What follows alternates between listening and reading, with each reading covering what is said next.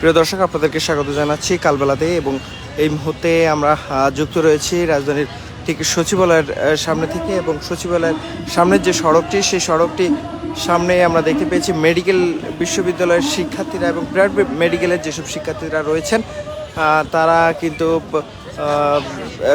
তাদের 5 দফা দাবিতে সচিবালয় অভিমুখে তাদের যে মিছিল, সে মিছিল নিয়ে অগ্রসর হচ্ছিল। এবং ঠিক সচিবালয়ের অভিমুখে আসার পথে আসলে যে হাইকোর্টের যে মাজার গেট, সেখান থেকে আসলে সচিবালয়ের দিকে যে সড়কটি, সেই সড়কের মাথা আসার পরে পুলিশের বাধার সম্মুখীন হয় এবং ব্যারিকেড দিয়ে পুলিশ কিন্তু আটকে দিয়েছেন। এবং আমরা দেখতে পাচ্ছি যে মেডিকেল যেসব শিক্ষার্থীরা রয়েছেন তারা সেখানে অবস্থান নিয়েছেন এবং অবস্থান নিয়ে তাদের স্লোগান দিচ্ছেন। তাদের যে 5 দফা দাবি, সেই দাবি আদায়ের লক্ষ্যে কিন্তু তারা স্লোগান দিচ্ছেন। এবং তারা আসলে বলছেন যদি তাদেরকে সচিবালয় অভিমুখে যেতে না দেওয়া হয় বা তাদের দাবি যদি মেনে না নেওয়া হয় তাহলে তারা এখানেই অবস্থান কর্মসূচি করবেন এবং এখানেই অবস্থান নেবে বলে তারা কিন্তু ঘোষণা দিয়েছেন।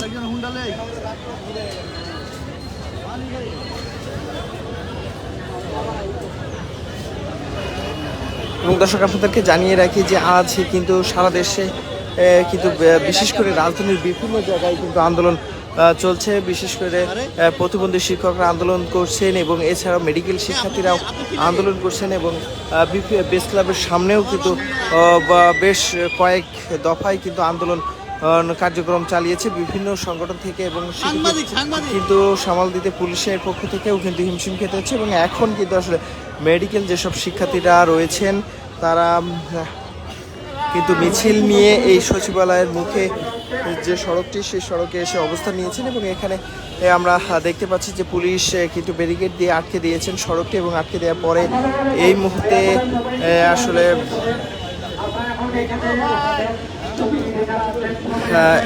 কিন্তু সড়কে পুলিশ কিন্তু অবস্থান নিয়েছেন। এবং পুলিশের অবস্থান নেওয়ার সাথে সাথে আমরা দেখতে পাচ্ছি যে শিক্ষার্থীরা এখানে অবস্থান নেওয়ার ঘোষণা দিয়েছেন।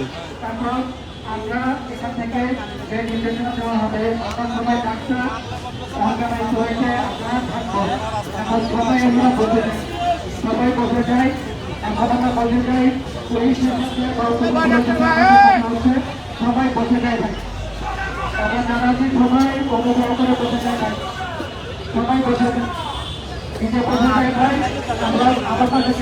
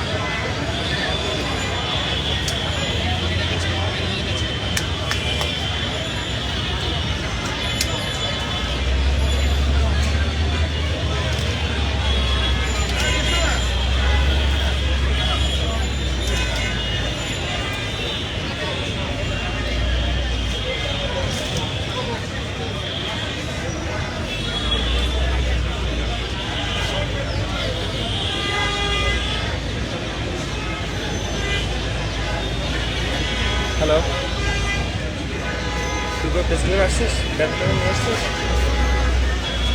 সামনে এসে আসবে নিউজের ওই রুমে যে চেয়ারে বয়, আমি প্রেস ক্লাবের পিছনে আর কি, সচিবালয়ের সামনে এখানে।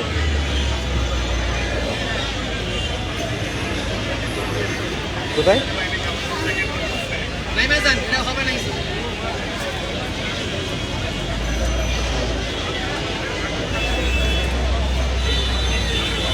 একদম ওই দ্বিতীয় তলায় জহুরুল আহমেদ চৌধুরী হল, ওটা তো খুলিনি এখন, আমরা না যাওয়া পর্যন্ত খুলবি না।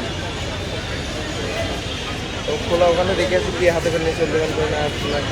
ঠিক আছে, তুই সব ঠিকঠাক আছে কিনা দেখে নিয়ে আসছিস তো? কালকে যেভাবে করে বলছিলাম সেভাবে হয়েছে কিনা? আচ্ছা, ওই পাশে যাও। ওই